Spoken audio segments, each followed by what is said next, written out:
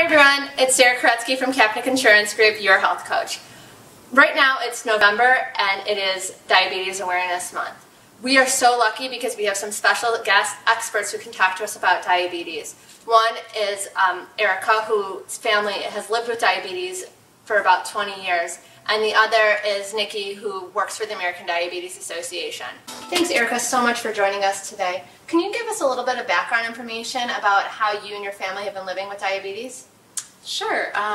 Basically, my husband, we've been married 19 years, is a type 1 diabetic, and then we have 4 children altogether. The oldest 2 are girls, and they're not diabetic, but the youngest 2 are boys. They're 17 and 15, and they're both type 1 diabetics also. And how did you find out that your sons were type 1 diabetics? Both boys were diagnosed within about 2 weeks of each other. The youngest was a year old, and the other one was 3. And we knew the signs to look for just because my husband was type 1, and thankfully neither one of them had to be hospitalized right away because we knew what to look for, so we caught it early.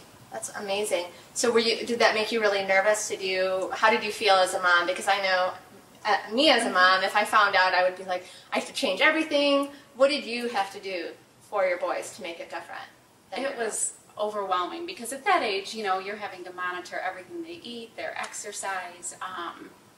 It was just extremely overwhelming. Thankfully, my husband obviously was real comfortable with, obviously we had to give them shots, so he was comfortable with doing all the needle stuff with the needles, but it was, when I look back on that time, I can't even really remember a lot of things just because I think every moment was, okay, when are they going to eat next? Do we have to check their blood? You had to get up in the middle of the night and check them periodically to make sure their blood sugar was okay. Now as they've gotten older, it's gotten, you know, easier. Still a lot of worry, but not as overwhelming. So can you talk a little bit about that change that's happened? Well, as they aged, obviously they took on more responsibility themselves, and just as they got bigger, their body wasn't so sensitive to little changes in their diet or exercise. So now with them on the pump, that takes care of not having to stop and measure insulin and that sort of thing. And they take care of that all themselves. They count their carbs, they're able to test their own blood. However, now I'm not in control anymore, so that makes it hard, not being able to be like, oh, you can't eat 5 donuts. Right. So we actually talked before, and you were telling me a story about how one of your sons and the donut story. Can you share that with everyone? My oldest, with the diabetes, went to a birthday party, and he came home and he was so excited. He's like, I ate 6 donuts. Now he was like 6 years old. And no one should eat 6 donuts, but he was like so excited that he was able to eat all those donuts, and I thought I was going to have a heart attack. No, totally. And I was like, well, okay, that's great, but you know, moderation. And obviously then he had to take a huge shot of insulin to compensate for all those carbs that he ate. Yeah. So do your boys, they play sports, or how does exercise and food, how's that part of their lives now because of the diabetes? Do you think that they're eating healthier, or they're more conscious of what they're doing because of it, more so than, you know, normal kids their age? Well, they're both teenagers now, so I would like to think they make healthy choices. I think what I have to do at this point as a mom is when they're at home, I obviously serve healthy meals. There's always fruits, there's always vegetables. We don't very rarely have dessert because the other 75% of their time they're at school. I don't see them eat breakfast, and they're eating who knows what. I think they're conscious of it. I don't think they always make the best choices. And exercise-wise, thankfully, they're both very active. They play a sport year-round. So that is got covered, thank goodness. You mentioned something about some signs that you noticed when the boys were younger. Can you tell the audience what the signs are? Sure.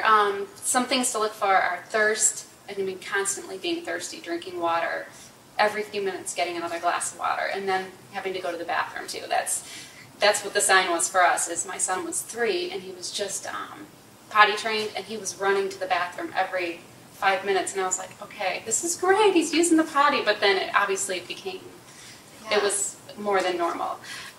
Sleepiness, tiredness, and then also sometimes vision. If they're complaining they can't see very well, it can affect your sight. Okay, well, those are good things to know if anyone's looking for, you know, signs. It's awesome that you were able to see that.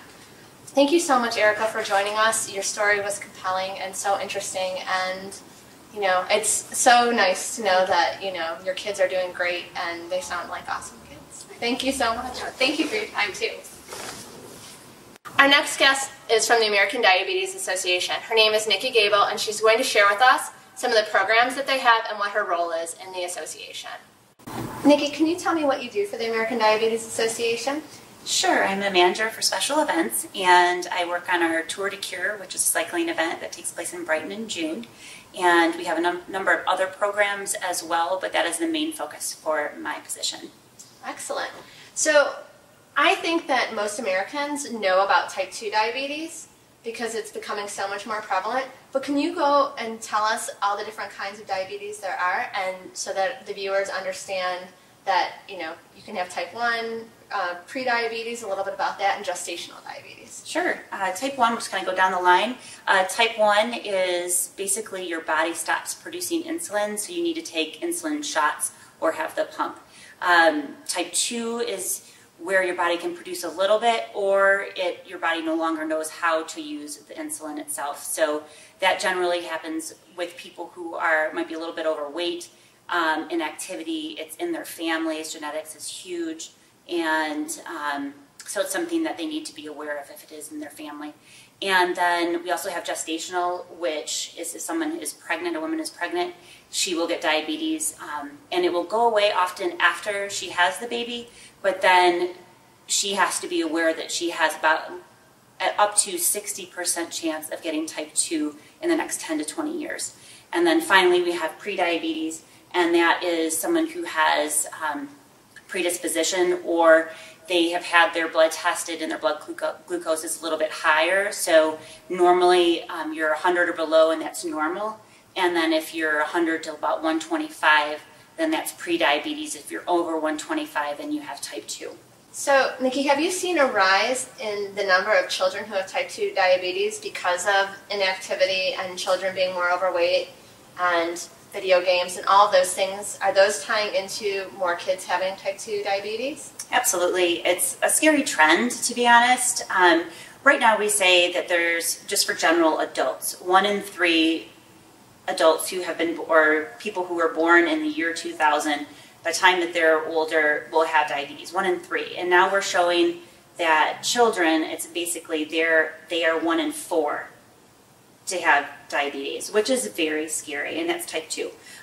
So that is obviously due to inactivity and a change in lifestyle that probably since we were younger, there's a lot more things that you can do while you're sitting down. Yes. And it's something that I think that as parents we need to be very conscious of. And with our kids these days, just make sure they're getting outside, watch what they're eating, make sure that they don't have access necessarily to the bag of chips that they can sit in front of the TV and watch and eat and just dip in. So, but it's something that we can change. And if the parents have diabetes, obviously their kids are more prone to it themselves, so they need to be extra conscious. So Nikki, I know that you brought some clips in today, and one is about one of your big events that American Diabetes Association does. Can you tell us a little bit more about that? Sure. Our event is called the Tour de Cure. It's in Brighton, Michigan, and it'll take place in June. The tour is a cycling event, and we have distances from 10 to 100 on the road, and then we also have mountain biking, which is for anyone who likes to get a little bit dirty. 80. 30. 50. Every mile brings us closer. 64. Every mile in a city near you. 75. Help us stop diabetes. 100. Join the Tour de Cure. 60. Register to ride. 36. Or sponsor a rider. 50. Call 1-888-DIABETES or visit us online at diabetes.org/tour. How many miles will you ride? 25. Nikki, that ride looks like so much fun. I want to hear more about it. Can you give us a little bit more information? How long has it been going on?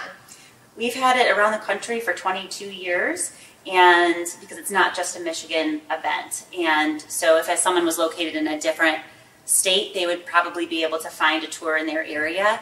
The tour is a blast, it is. And so basically, you know, we have the different distances, you know, some of them were mentioned in the video, And we have fully stocked rest stops. We have SAG vehicles, which are vehicles that are out on the road making sure that everybody's safe.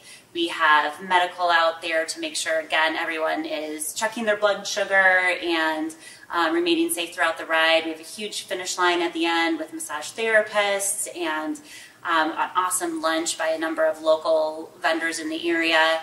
And it's just really a celebration of everyone who has come out to ride to help us raise funds to help fight diabetes.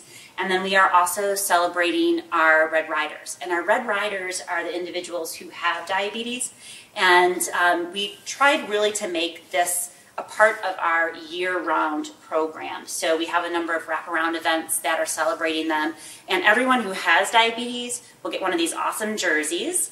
And it says that I ride with diabetes. When they're on the road, people are cheering them on, saying, "Go Red Rider," and really inspiring them and being inspired themselves by these people who are on the road and, you know, going 100 miles. They've trained for this event around the, you know, throughout the year. And so we really try to celebrate those individuals, like I said, all year round, but then especially at this event. And it's just a blast. It's so much fun. But you actually just did a great segue to what our next video is going to be on, because our next clip is on Red Riders. Yes, it is. Okay, awesome. So let's take a look at that right now.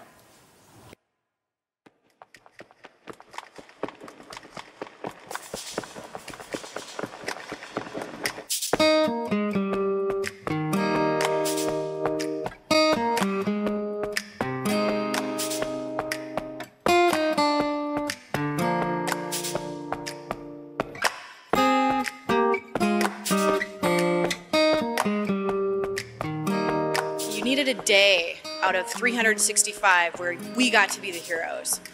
And so the Red Riders are kind of like, we're the heroes for that one day. We're the reason that we ride. Oliver was diagnosed with diabetes when he was 10 months old. Oliver, come on, it's time to check your blood sugar. Please, for mommy.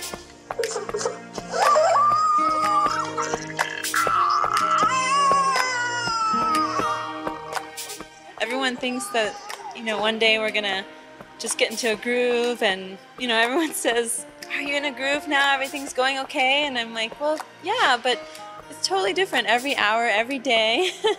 It's very challenging.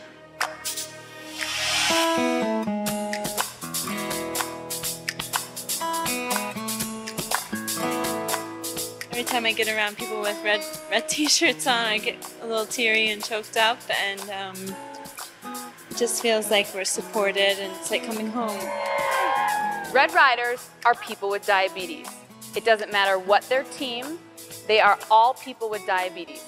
And the purpose of the Red Riders is to create the tie between the mission and the cycling event. Thank you so much for sharing all that information on the rides.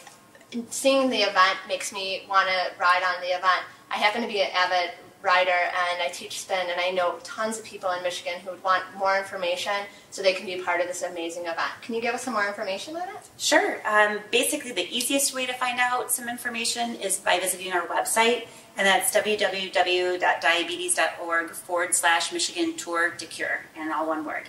And that'll give a great explanation, a way to sign up and register and start a team. Awesome. That sounds great. Thank you so much for coming on and sharing this information. This information is invaluable. There is so many more people need to be educated on diabetes and diabetes awareness, so we thank you so much. Thank you very much. Thank you so much, everyone, for joining us today. We were so lucky to have two wonderful people to share their stories. Erica, it was amazing to hear about her and her family. And Nikki, I learned so much about the American Diabetes Association. Make sure you check out their website.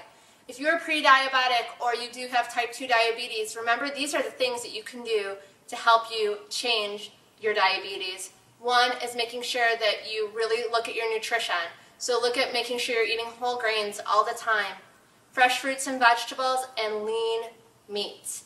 The other thing with exercise, you want to make sure you're getting at least 150 minutes of exercise in a week. So you want to make sure you're doing that aerobic activity to get that heart rate up, and you want to make sure that you're doing some strength training, which are amazing for your muscles and bones, and also flexibility. Flexibility is such an important part of exercise. Make sure that you visit the blog at kapnick.com so you can get those healthy tips on exercise and diet. We'll see you next time. Have a great day. Bye.